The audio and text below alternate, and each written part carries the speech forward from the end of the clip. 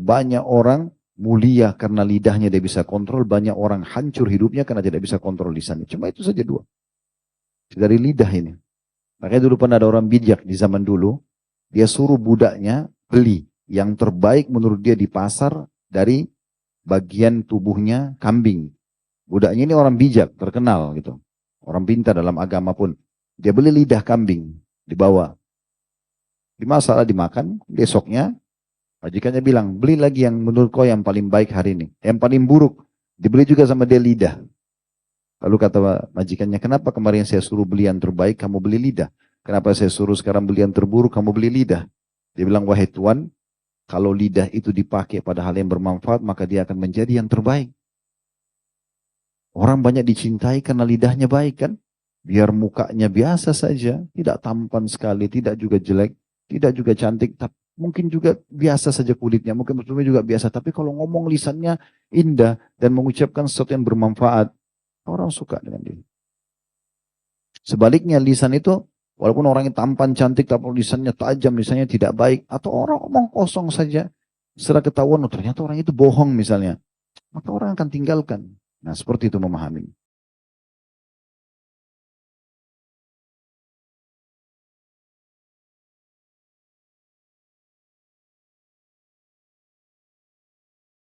Assalamualaikum warahmatullahi wabarakatuh.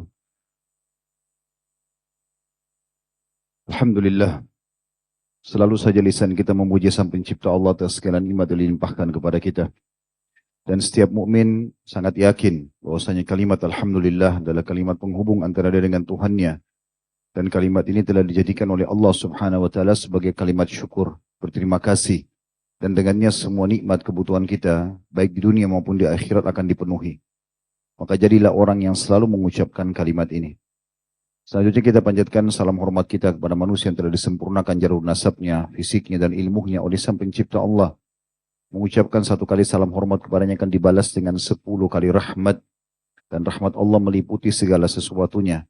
Baik itu pemenuhan kebutuhan, solusi dari permasalahan, selamat dari segala macam cobaan dan musibah. Maka sangat wajar kalau telah mengetahui ini kita selalu juga mengucapkan setelah Alhamdulillah, salawat dan taslim kepada Nabi besar Muhammad sallallahu alaihi wa ala alihi wa sahbihi wasallam.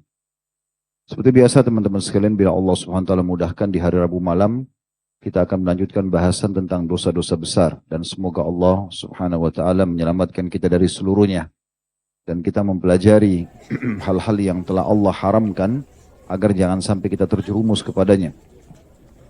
Tentu dari sisi lain kita juga akan terus mempelajari apa yang Allah perintahkan agar kita sibuk mengerjakan apa yang telah diperintahkan. Namun mengetahui apa yang Allah haramkan adalah bagian daripada syariat.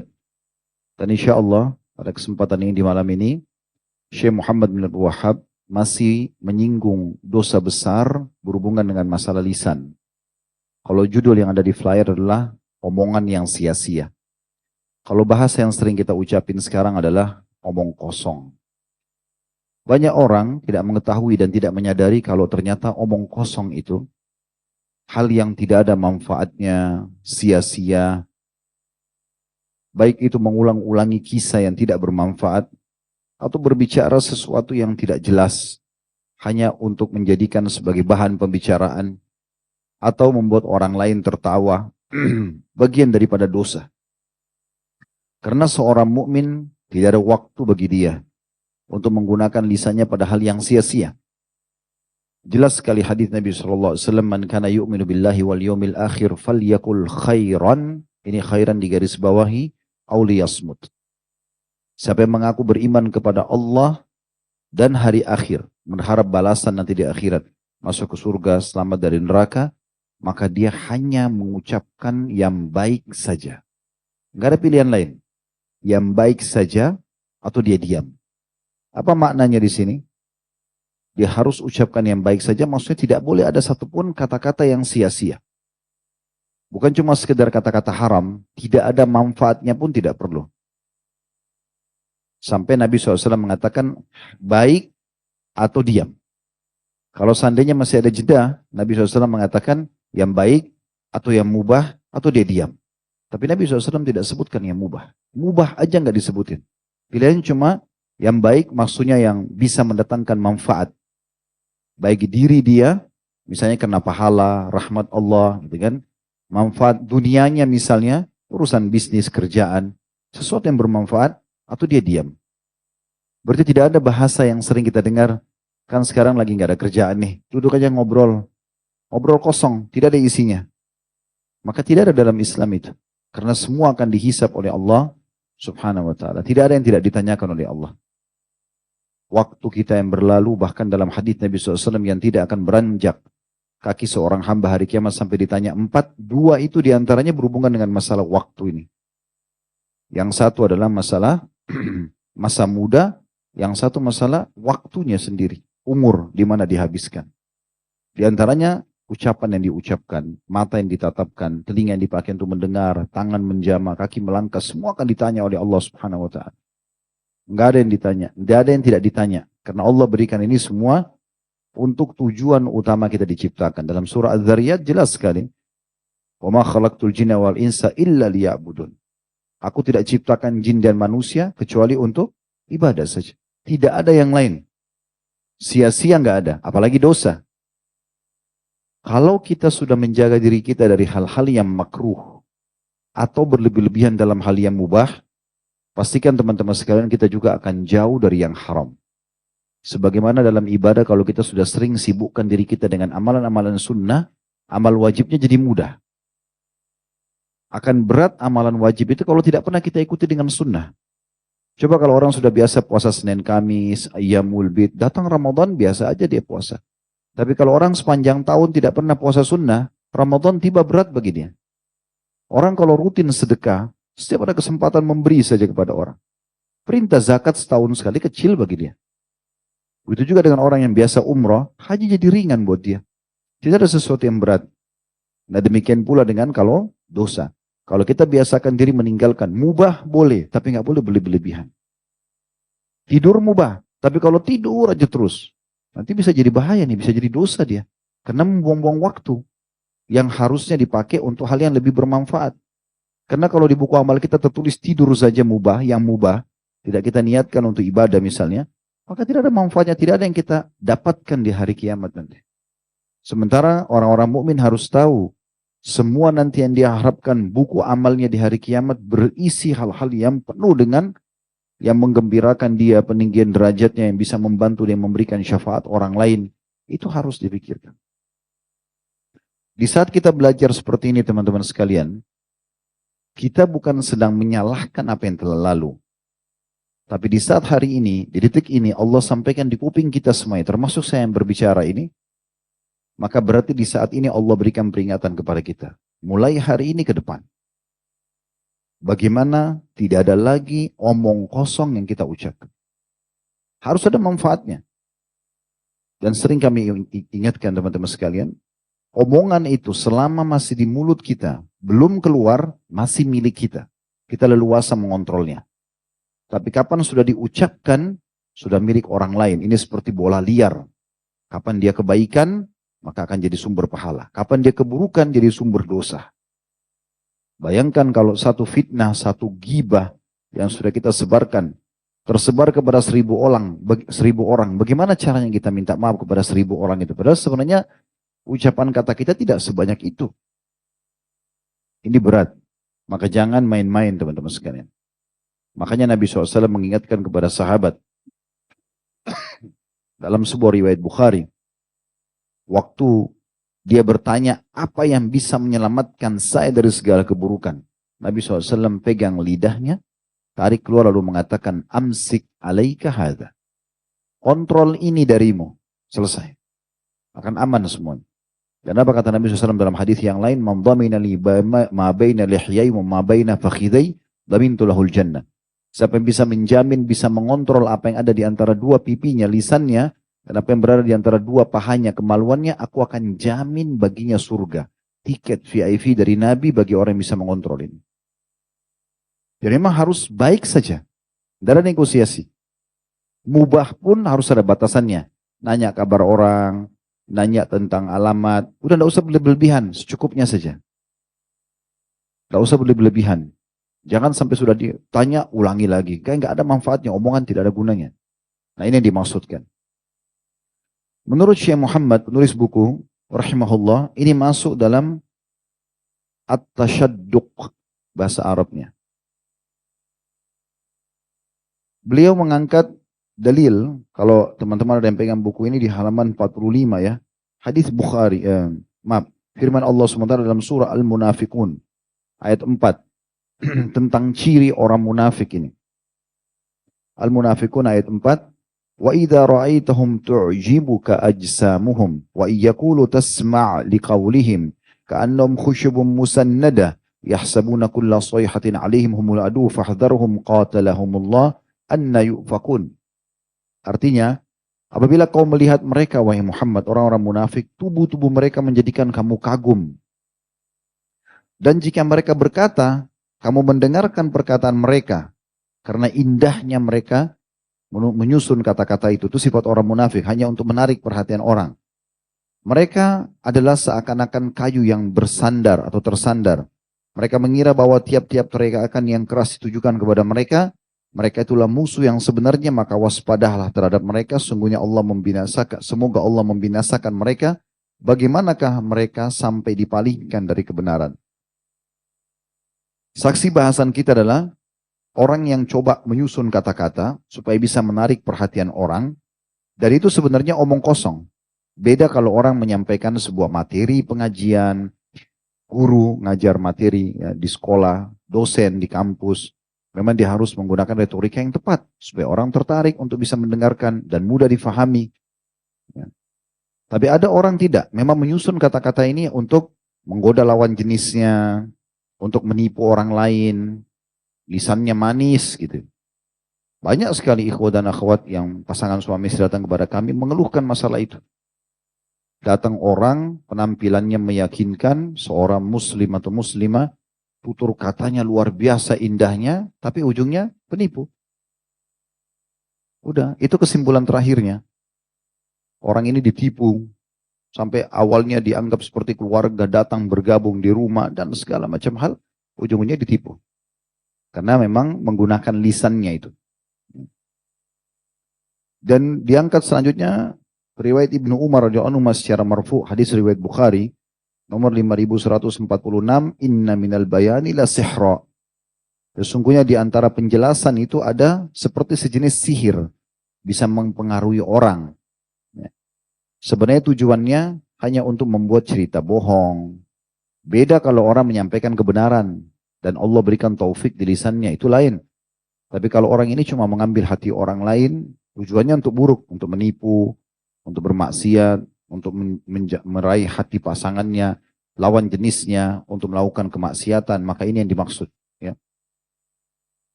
Juga Ibnu Umar secara marfu yang diriwayatkan oleh Tirmidzi, diangkat selanjutnya oleh beliau, innallaha yabghadul baligha minar rijali alladhi yatakhallalu bilisani kama tatakhallalul baqarah.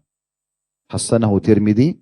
Sesungguhnya Allah sangat membenci orang yang berlebihan dalam kefasihan di antara para lelaki yang memutar lisannya untuk menampakkan kefasihannya seperti sapi yang sedang makan. Ini sebenarnya bahasa kiasan ya. Ada orang begitu. Jadi saking untuk menarik perhatian supaya setiap kumpul teman-temannya perhatian sama dia, hanya dia menggunakan cara-cara berbicara. Mimik-mimik mulutnya itu membuat orang tertarik untuk melihat dia. Nabi sampai gambarkan seperti sapi yang sedang makan. Sebentar ke kanan, sebentar ke kiri. Sebab tujuannya untuk menuturkan kata-kata dan menarik perhatian orang. Tapi isinya bukan hal yang bermanfaat.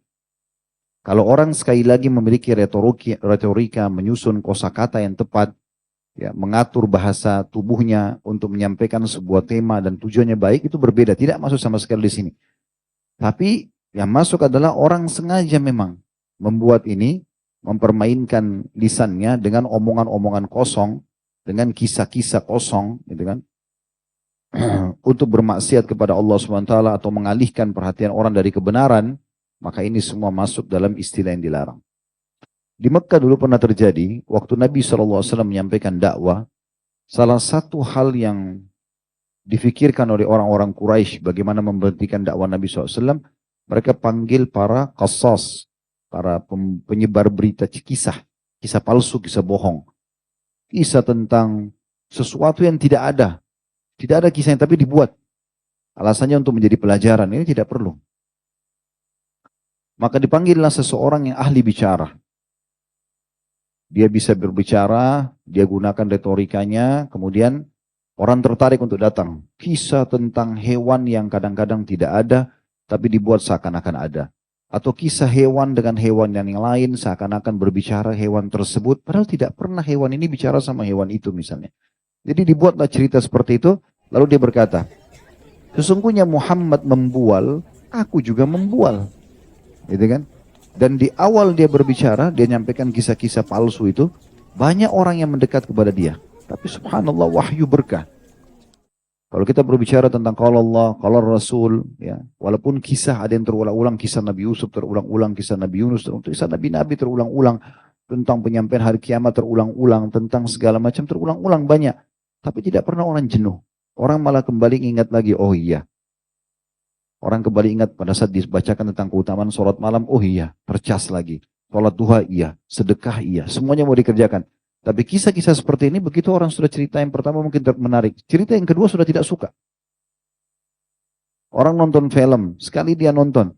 Setelah selesai, yang kedua kali sudah malas, saya sudah pernah nonton. Tapi tidak terjadi begitu kalau di pengajian. Tidak terjadi kalau dalam ilmu agama, nggak ada. Nggak ada namanya orang jenuh. Kecuali memang dia hatinya tidak diisi dengan keimanan gitu. Maka setelah beberapa saat orang itu ditinggalkan. Dan semua ayat yang turun tentang asatirul awwalin, yaitu cerita dongeng orang-orang terdahulu turun kepada orang ini. Kemudian beliau juga mengangkat dalil Abu Hurairah secara marfu radhiyallahu anhu, hadis riwayat Abu Daud, man ta'allama sarfal kalami liyasrifa bihi qulubal rijali awin nasi lam yakbalullahu minhu yaumal qiyamati sarfan wala adla. Riwayat Abu Daud.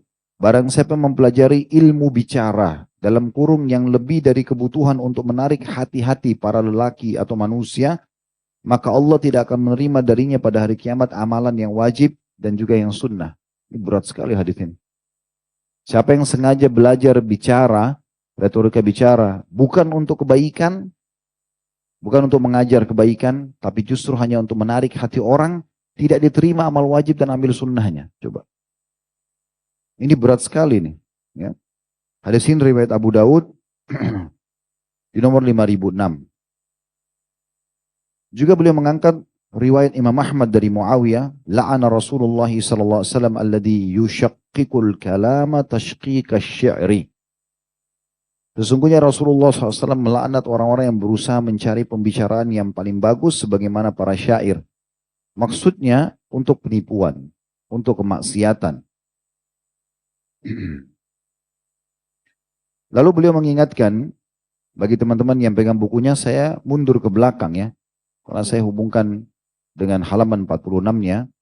Ada bab juga, beliau khususkan bab maja'a fi kathratil kalam.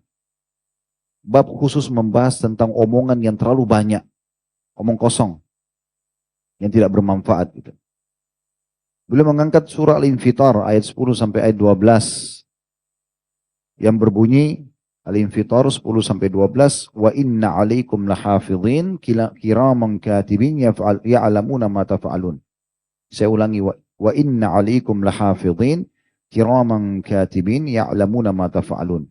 Padahal sungguhnya bagi kalian ada malaikat-malaikat yang selalu mengawasi perbuatan kalian. Mulia di sisi Allah dan mencatat semua perbuatan-perbuatan kalian. Mereka mengetahui apa yang kalian kerjakan. Maksudnya, kalau kita sudah yakin sebagai seorang mukmin karena rukun iman kita yang kedua adalah iman kepada malaikat, ada selalu mengawasi kita, maka harus hati-hati. Dan di sini mencatat semuanya apa yang kita ucapkan. Mungkin kita sudah lupakan tapi nanti tetap akan diingatkan. Terus Ustaz, kalau saya bercanda sama teman saya nggak boleh? Boleh. Nabi SAW bercanda tapi nggak ada kebohongan, nggak ada rekayasa. Bukan sengaja dibuat-buat. Kalau sesuatu memang lucu disampaikan, ya sudah. Orang ketawa apa adanya gitu. Bukan karena dikarang gitu. Bukan karena omong kosong. Bukan sengaja Ini seperti merekayasa, membuat, akhirnya terjadilah omongan kosong dan dinukillah sama manusia. Akhirnya menjadi sebuah cerita yang panjang yang tidak ada ceritanya, dongeng kosong. Padahal sebenarnya kita disuruh menukil kisah-kisah yang benar. Gitu kan? Di zaman sekarang banyak sekali begitu. Buat tokoh-tokoh fiktif. Tidak ada tokoh fiktifnya. Hanya umat Islam lupa dengan tokoh-tokoh yang sebenarnya. Nggak tahu tentang Abu Bakar, tentang Umar, tentang Utsman. Tokoh-tokoh yang sebenarnya. Para pejuang-pejuang yang sebenarnya. Khalid bin Walid, Kakak, dan para sahabat Nabi. Kita tidak tahu kisahnya. Para ummahatil mu'minin, Zainab, ya, kemudian Sauda, Aisyah, Khadijah. Tidak ada yang tahu. Hafsah. Sedikit orang tahu. Siapa istri Nabi. Bahkan banyak di antara muslim yang ditanya siapa nama istri Nabi, dia salah. Sebut istri Nabi namanya Fatimah. Padahal itu anak Nabi. Jadi tidak tahu. Kalau ditanya tentang si fulana yang terkenal di media sekarang, atau yang terkenal dengan produknya, dihafal semua. Bahkan warna kesukaannya pun diketahui. Hilang semua informasi yang sebenarnya. Jadi kita tidak tahu kenapa di masa ini lebih suka dengan hal-hal yang fiktif, atau mungkin cuma kemasan sedikit dengan sesuatu yang asli kita lupain gitu. Yang kita butuhkan. Kemudian beliau mengangkat riwayat Al-Mughirah bin Syu'bah radhiyallahu anhu secara marfu'. Ini disebutkan oleh Bukhari dan Muslim. Bukhari nomor 5975 dan Muslim 593. Inna Allah harrama alaikum uquqal ummahat wa wa'dal banat wa man'an wahad wa kariha lakum qila wa qal wa kathratas su'al wa idha'atil mal. Sesungguhnya Allah mengharamkan atas kalian durhaka kepada para ibu. Jelas ini, nggak boleh durhaka sama orang tua. Kemudian mengubur anak perempuan hidup-hidup. Ini kebiasaan orang tradisi Quraisy dulu. Sebagian besar mereka malu kalau punya anak perempuan. Karena mereka pikir tidak bisa jadi pejuang, tidak bisa membawa nama, tidak bisa jadi kepala suku. Jadi banyak mengubur anaknya. Yang ketiga, perbuatan menghalangi perkara yang dia diperintahkan untuk diberikan dan meminta perkara yang tidak dia berhak mengambilnya. Maksudnya di sini adalah mereka menipu, kesimpulannya. Kemudian juga yang keempat adalah dan Allah benci. Masuk dalam makna potong hadis pertama, sesungguhnya Allah mengharamkan. Di sini juga Allah benci sama, Allah tidak bolehkan. Adalah bagi kalian katanya. Katanya si fulan, kata orang itu, saya dengar seperti ini, padahal tidak ada manfaatnya. Dalam kurung tenggelam dalam kabar manusia. Dan juga yang terakhir, banyak bertanya dan menyia-nyiakan harta. Saksi bahasan kita adalah dari dua potongan yang terakhir, yaitu dan Allah sangat membenci bagi kalian, tanda kutip, katanya, katanya. Qila wa qal itu. Ya. Atau dalam kurung tenggelam dalam kabar-kabar manusia. Tidak ada kejelasan. Kalaupun kita harus dengar satu kisah tentang tetangga kita, 1 kali cukup. 7 kali diulangi, 8 kali diulangi, apa gunanya? Itu terus yang terulang. Ada orang berteman, sudah 30 tahun, 40 tahun, kisahnya itu aja terus. Temannya sudah hafal, kalau disampaikan. Untuk apa diulangi gitu? Coba sesuatu yang baru, masih banyak yang baru yang bisa bermanfaat. Dan juga di sini dikatakan dan banyak bertanya. Maksudnya bertanya pada hal yang tidak bermanfaat. Setiap ketemu orang semuanya ditanya. Dari kepala rambut orang itu sampai kakinya. Kenapa sisir begini, bajunya merek apa, sepatunya merek apa. Apa manfaatnya? Kalau ada keperluan tidak masalah. Kita kebetulan lihat bajunya bagus pengen beli yang sama. Tidak masalah. Dan sebatas tanya saja. Bajunya beli di mana bagus ya sudah. Tidak usah satu baju itu dijadi bicara 1 jam. Ya. Jadi bahan pembicaraan. Hanya satu model. Untuk apa nih? Buang-buang waktu untuk apa? Tidak ada waktu untuk itu gitu. Harus semuanya manfaat. Minimal mubah pun tadi saya bilang tidak boleh berlebihan. Kemudian yang terakhir beliau angkat. Dalil riwayat Jabir radhiyallahu anhu secara marfu. Dan dihasankan oleh Tirmidzi. Juga dihasankan oleh Syekh Albani. Kata Nabi, ini marfu maksudnya sampai kepada Nabi SAW ya. Inna min ahabbikum ilayya wa aqrabikum minni majlisan yawmal qiyamah ahsanukum akhlaqa. Kata Nabi SAW, termasuk orang yang paling aku sukai dan aku cintai dan paling dekat kepadaku nanti majlisnya di hari kiamat adalah orang yang paling baik akhlaknya.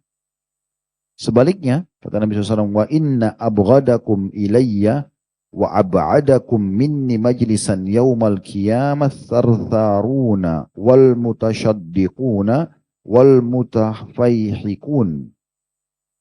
Dan sebaliknya orang yang paling aku benci. Jadi Nabi SAW tidak suka orang-orang ini. Dan yang paling jauh kedudukannya atau majlisnya dariku pada hari kiamat adalah at-tartharun. Dalam kurung orang yang banyak bicara dengan memberat-beratkan diri dan keluar dari kebenaran. Al-mutasyaddiqun. Mutasyaddiqun. Berbicara dengan sepenuh mulutnya untuk menampakkan kefasihan. Supaya kelihatan fasih, dia ngomong. Padahal sebenarnya bukan untuk kebenaran ya. Kemudian al-mutafaihikun. Maksudnya orang yang melebarkan pembicaraannya dan suka membuka mulutnya berlebihan. Ini sampai seperti itu Nabi sebutkan. Ini orang yang paling Nabi benci. Sebenarnya kesimpulan semua adalah omong kosong. Itu. Banyak ngomong yang tidak ada manfaatnya. Walaupun retorikanya bagus. Semua tiga tadi yang disebutkan ini. Ya, walaupun berbeda-beda sedikit maknanya, tapi menuju ke satu. Bahwasanya kata Nabi SAW, wa inna abghadakum ilayya, orang yang paling aku benci di antara kalian. Wa ab'adakum minni majlisan, paling jauh majlisnya dari aku. Yaumal qiyamah, pada hari kiamat nanti, karena di dunia kita tidak bisa ketemu lagi dengan beliau. Di dunia saja kalau kita bersama dengan Nabi SAW tapi dijauhkan, itu sudah tidak enak rasanya. Ketemu nggak bisa, ngobrol nggak bisa. Apalagi di akhirat, jelas sudah di surga. Nggak akan mungkin bersama beliau karena beliau murka sama orang-orang ini. As-sartharun. Orang Arab itu sebenarnya kalau bilang sarthara itu orang yang banyak ngomong. Kadang-kadang kita jadi nggak nyaman dekatnya karena ngomong terus nggak jelas gitu. Nah, itu sarthara namanya. Kemudian al-mutasyaddiqun. Ini yang memaksa diri. Menunjukkan kefasihan. Tapi bukan fasih karena menggunakan bahasa Arab misalnya. Atau fasih dalam menyampaikan sebuah ceramah kebaikan. Atau dalam mengajar, dosen menyusun poin-poin demi poin supaya mahasiswa atau santrinya. Kalau guru di pesantren misalnya atau di sekolah santrinya tahu atau siswanya tahu, itu nggak ada masalah. Tapi di sini tidak, memang hanya untuk menarik perhatian orang. Dari tadi kita titik beratkan itu ya. Apalagi menarik perhatian lawan jenisnya. Supaya bisa berzina gitu kan. Supaya bisa homo, supaya bisa lesbian. Atau untuk menipu orang. Ujung-ujungnya akhirnya orang terbeli dengan lisannya untuk kejahatan. Nah ini masuk dalam al-mutasyaddiqun. Kemudian al-mutafaihikun. Ya. Ini adalah orang yang melebar kalau berbicara. Bahasanya satu atau satu buah saja cukup. Ini buah mangga ya sudah. Kalau perlu dibahas pun misalnya harga ya harga berapa pun.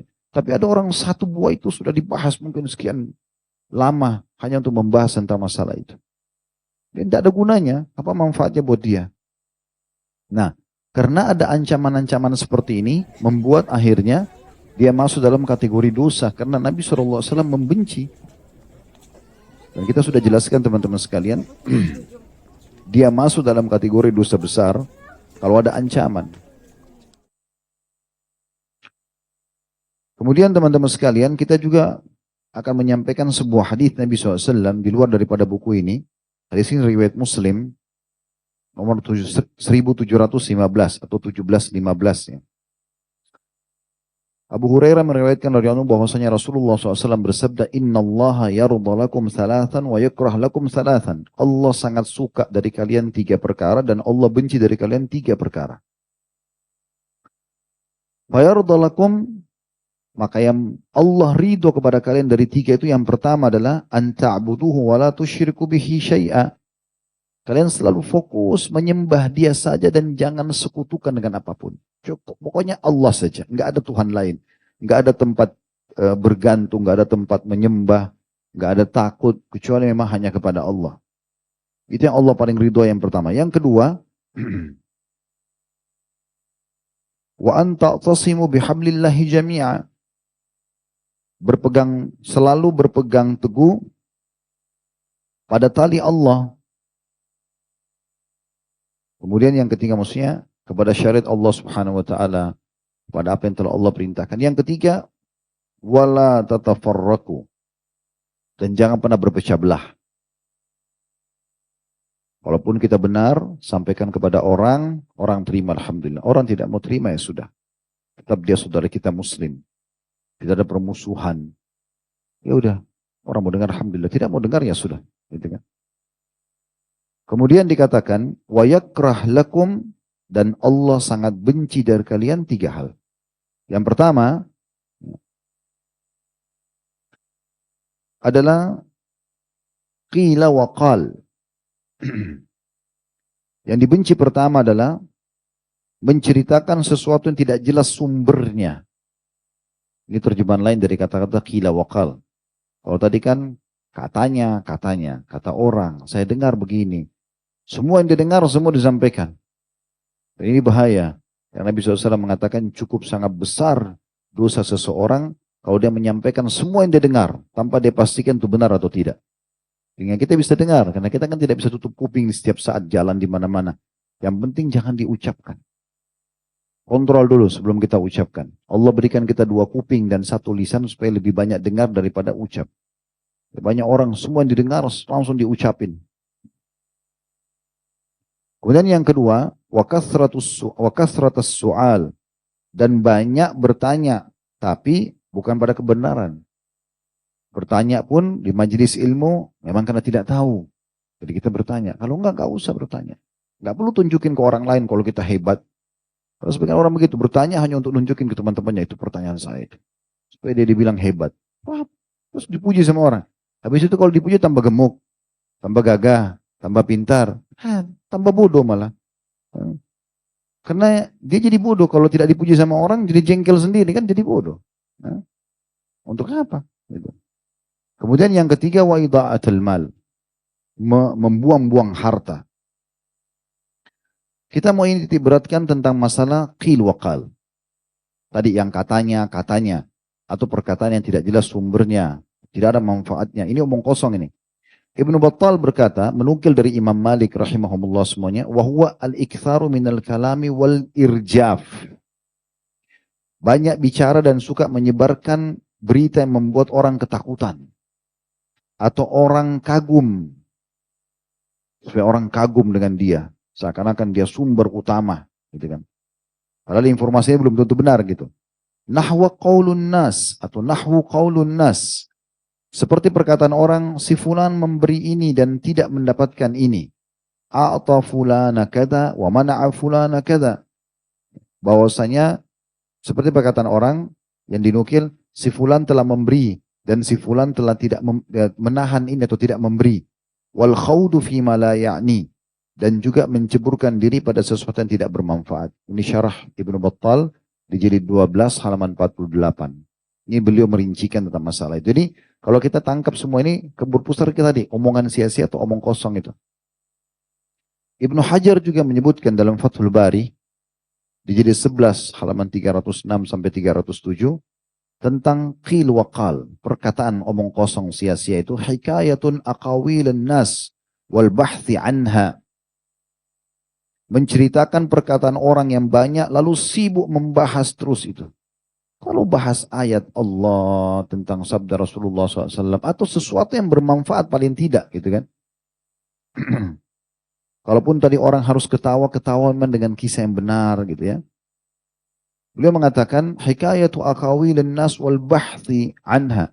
Makna daripada sesuatu yang Allah benci tadi qil wa qal, perkataan katanya ya, atau ilmu perkataan yang tidak ada dasarnya gitu kan. Itu menceritakan perkataan orang yang banyak lalu sibuk membahasnya. Kama yuqal, ya, seperti kalau dikatakan qala fulan kada wa qila anhu kada mimma yakrahu hikayatahu anhu. Misalnya dia mengatakan si fulan berkata seperti ini dan si fulan berkata seperti itu dan sebenarnya tidak disukai, yang sebenarnya itu tidak disukai juga oleh orang yang diceritakan sebagai bahan cerita. Itu penjelasan Ibnu Hajar tentang masalah omong kosong itu tadi. Kemudian Imam Nawawi rahimahullah menjelaskan dalam syarah Sahih Muslim jadi 12 halaman 11, al-khawdu fi akhbarin nas. Yang dimaksud dengan yang Allah benci qil wa qal, katanya tadi itu, yang dimaksud adalah menceburkan diri dalam berita-berita yang dibicarakan oleh banyak orang. wa hikayat ma la ya'ni min ahwalihim wa tasarrufatihim. Dan hal-hal yang banyak dinukil dan dibicarakan mengenai aktivitas dan gerak-gerik orang lain. Padahal sebenarnya tidak bermanfaat bagi dia. Banyak orang begitu datang mencari tahu tentang apa saja berhubungan dengan orang tersebut. Padahal sebenarnya belum tidak ada manfaatnya untuk dinukil. Kosong, nggak ada gunanya. Ya. Dan di sini diingatkan bagaimana seorang muslim harus hati-hati. Karena kata Nabi SAW, min husni islam tarku ma la ya'ni. Nah, di antara tanda-tanda kebaikan seorang muslim adalah meninggalkan apa yang tidak bermanfaat. Jadi sebenarnya bertolak belakang sekali perintah Nabi dengan apa yang banyak orang lakukan. Sibuk menukil informasi tentang manusia, tentang fulan, tentang fulan.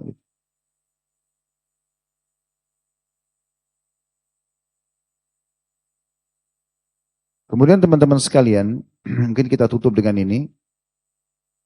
Di bab yang sebelumnya lagi, saya gabungkan menjadi satu semuanya ini. Bab tahdzir min syarril lisan. Di halaman 42. Masih berhubungan dengan masalah ini. Beliau mengatakan bab peringatan dari kejelekan lisan. Kalau beliau ini sebenarnya menjadikan ini dosa besar yang berpisah semua ya. Tapi ini saya satukan karena saya melihat ini semua kayak satu bahasan gitu. Maka beliau mengangkat dalam surah Al-Furqan ayat 63 tentang ibadur rahman, hamba-hamba Allah yang terpuji. Wa ibadur rahmanil ladina yamshuna 'alal ardi haunan wa idza khatabahumul jahiluna qalu salama. Dan hamba-hamba Allah yang Maha Penyayang ialah orang-orang yang berjalan di atas bumi dengan rendah hati. Dan apabila orang-orang bodoh berbicara pada mereka, mereka mengucapkan kata-kata yang baik.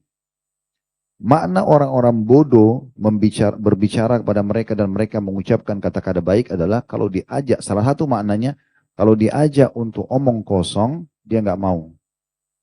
Ada manfaatnya nggak? Ayo kita kumpul sini yuk. Apa? Ada yang mau dibicarakan? Temanya apa nih? Oh enggak, cuma kumpul-kumpul aja. Oh maaf, saya kalau kumpul-kumpul aja saya nggak ikut. Ada manfaat apa? Ada sesuatu apa di situ? Kalau cuma datang ngumpul, akhirnya berkumpul lagi dengan lawan jenis, duduk ngobrol-ngobrol, jadi dosa. Ya. Karena sudah kami jelaskan pada pertemuan yang lalu juga tentang masalah bahaya lisan di situ, masih ada berhubungan dengan bahasan kita, tapi beda tema. Itu tentang masalah orang kalau duduk di satu majelis dan kita biarkan orang-orang yang memang berbuat dosa atau jauh dari agama melemparkan menu pembicaraan di meja itu, di majelis itu, maka mereka akan menguasai majelis itu. Jadi antum lihat siapa yang antum temani duduk. Kalau mereka orang-orang jauh dari agama, pasti menu pembicaraannya sama, jauh dari agama. Antum duduk dengan orang-orang beragama, maka menunya pasti yang beragama. Jadi siapa yang ajak, oh si fulan sama si fulan. Mereka bagaimana kehidupannya antum sudah tahu. Kalau cuma cerita tentang nyanyian, tentang diskotik, tentang maksiatnya, tentang kosong semua, tidak ada gunanya. Atau bahkan kadang-kadang akhirnya karena tidak ada kerjaan, pergilah kumpul-kumpul di mana, akhirnya berzina, akhirnya buat masalah. Dosa kita bisa terima, untuk apa kita kumpul sama mereka? Kenal iya, tapi kumpul enggak? Karena nanti akan ada tanggung jawab semua di sisi Allah SWT. Nah ini yang perlu diperhatikan. Dan Allah memuji mereka sambil mengatakan, kalau diajak mereka mengatakan kata-kata yang baik. Maaf ya, saya nggak bisa ikut. Gak usah bilang, oh kalian tuh ahli neraka, saya tidak mau ikut. Nggak usah. Ya. Tapi kata-kata baik itu maksudnya, sudah maaf saya nggak ikut. Oh kamu so alim, nggak apa-apa ya, alhamdulillah. Mudah-mudahan seperti yang kalian katakan. Nggak apa-apa. Ya. Kemudian surah Al-Qasas ayat 55, beliau mengangkat juga. Wa idza sami'ul lagwa a'radu an. Salah satu ciri hamba-hamba Allah yang beriman adalah surah Al-Qasas ayat 55. Apabila mereka mendengar perkataan yang tidak bermanfaat. Ini kata Allah, lihat dalam surah Al-Qasas ayat 55, bukan perkataan saya. Apabila hamba-hamba Allah itu mendengar perkataan yang tidak bermanfaat, maka mereka berpaling darinya. Gak mau ikut-ikutan. Gak usah nimbrung, bahaya. Karena kita ini manusia lemah. Sekali mereka ngobrol, kita kepancing, kita ikut-ikutan ngobrol. Udah. Jadi kacau semuanya nanti. Pasti akan ada pertanggungjawabannya. Pasti ada tergelincirnya. Ya. Sementara Allah mengingatkan selanjutnya surah Qaf ayat 18. Ini berurut beliau susun ya. Surah Qaf ayat 18. Ma yalfidhu min qawlin illa ladaihi raqibun atid. Sementara tidak ada satu ucapan pun yang diucapkan melainkan pasti ada di dekatnya ada malaikat pengawas yang selalu hadir. Catat semuanya. Dimintalah pertanggungjawaban.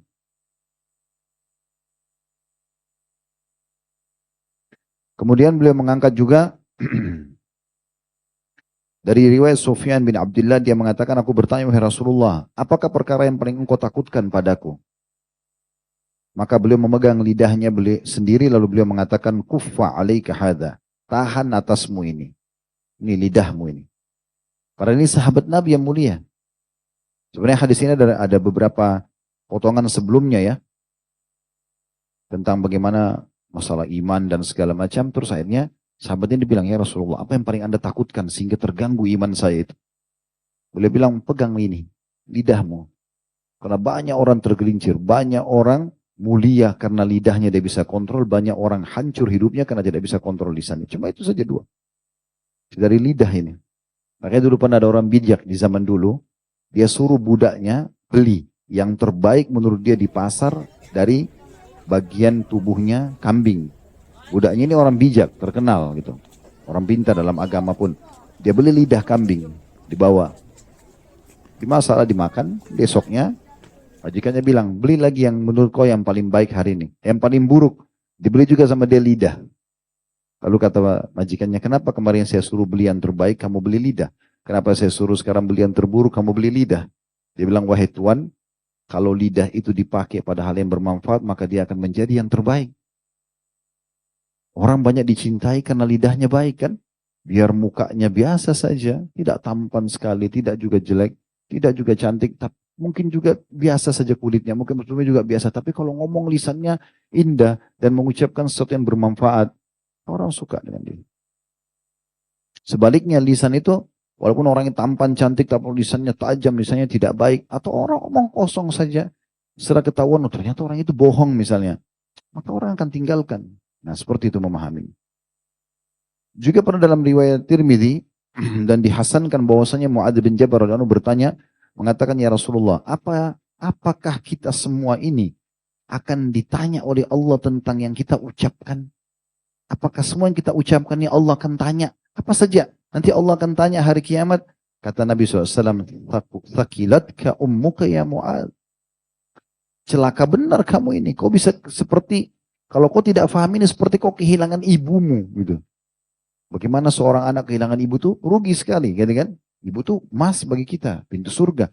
Kata Nabi SAW, kalau kau tidak faham bahwasanya Allah akan menghisap setiap kata-kata yang terucap dari lisan, kau seperti kehilangan ibumu. Wa hal yakubbun nasa finnari ala ujuhim aw ala manakhirim illa hasaidu alsinatah.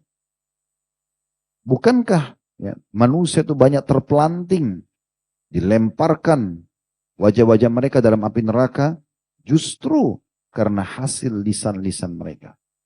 Itu bahaya sekali. Kemudian yang terakhir mungkin kita angkat beberapa dalil baru kita azan dan sholat. InsyaAllah di sini penutupnya. Hadits riwayat Tirmidzi dari Abu Sa'id Al-Khudri radhiyallahu anhu secara marfu mengatakan, idza asba ibnu Adam fa innal a'dha'a kullaha tukaffirul lisan. Kalau anak Adam tiba di pagi hari, maka semua anggota tubuhnya mengingati atau memberikan peringatan kepada lisan. Taqul sambil berkata, ittaqillaha fina.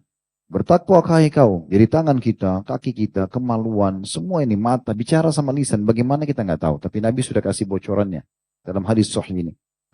Semua akan berkata pada lisan, bertakwa kepada Allah, kepada kami. Fa innama nahnu bika. Karena sungguhnya kami ini bergantung dari perbuatanmu. Bermula dari kamu hai lisan. In istaqamta istaqamna. Kalau kau lurus, kami lurus. Wa ini wajajta wajajna. Kalau kau sudah mulai menyimpang, kami pasti akan ikut semuanya. Hadits ini diriwayatkan Tirmidzi dan dihasankan oleh Syekh Albani. Juga hadits Abu Hurairah secara marfu. Innal abda la yatakallamu bil kalimati ma yatabayyanu fiha.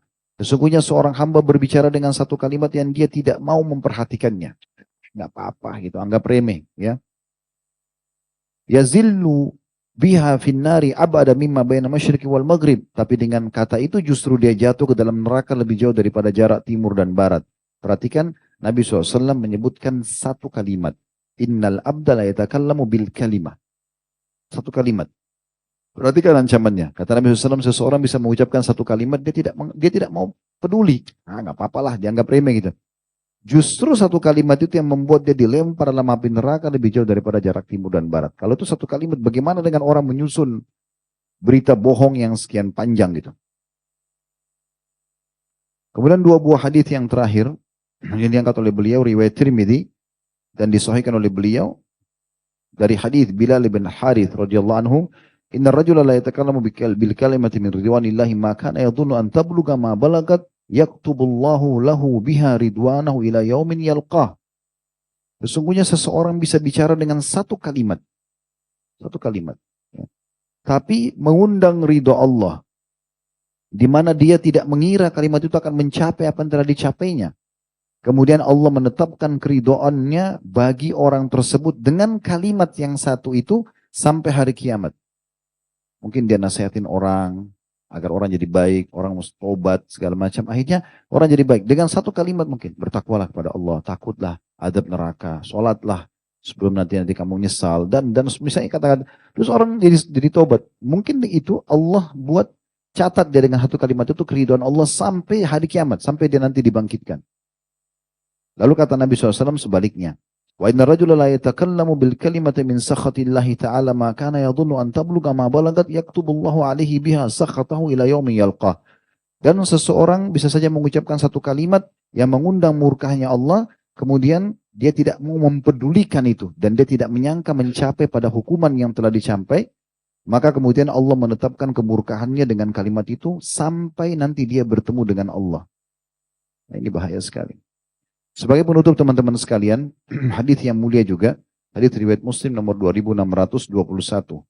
Ini tentang kata-kata yang dikeluarkan bukan masalah tidak ada manfaatnya, tapi memvonis langsung orang itu salah padahal tidak ada bukti, apalagi sampai mengkafirkan. Hadis Jundab bin Abdullah radhiyallahu anhu secara marfu'an rajulan qala wallahi la yaghfirullahu li fulan. Ada seseorang yang berkata demi Allah, Allah tidak akan mengampuni si fulan. Faqala Allah azza wa jalla, maka Allah berfirman, Allah yang maha mulia dan maha tinggi berfirman, man dalladhi yata'alla alaihi alla akfiru li fulan. Siapa orang ini berani benar mengatakan menggunakan namaku bahwasanya aku tidak akan mengampuni si fulan, inni qad ghafartu li fulanin wa ahbattu amalak. Sesungguhnya ya, aku telah mengampuni si fulan dan aku telah menghancurkan amalmu. Seingat saya ini ada terjadi dua orang sahabat, pernah yang satu tuh buruk sekali amalnya, yang satu soleh. Tapi yang soleh selalu nasihatin, kau jangan begini, kau jangan begitu. Terakhir karena orang itu nggak mau dengar, lalu dia bilang, demi Allah kau tidak akan diampuni. Bahasa ini aja. Dia vonis, demi Allah kau tidak akan diampuni. Di saat itu turun sabda Nabi SAW ini. Ya, Nabi SAW sampaikan, Allah berfirman, Allah marah kepada orang tersebut. Kenapa dia berani vonis atas nama Allah tidak akan diampuni si fulan. Lalu Allah marah, Allah mengatakan, ketahuilah aku telah ampuni yang tadi dituduh tidak akan diampuni itu. Dan justru orang yang menuduh itu dengan lisannya dia ucapkan sembarangan kalimat, itu aku akan menghancurkan seluruh amal-amalmu. Ini bahaya sekali masalah lisan tersebut. Semoga Allah SWT menjaga kita. Baik, kita lanjutkan dengan tanya jawab insyaAllah setelah sholat sunnah nanti. Subhanakallahumma bihamdika. Asyhadu an la ilaha illa anta astaghfiruka wa atubu ilaik. Wassalamualaikum warahmatullahi wabarakatuh.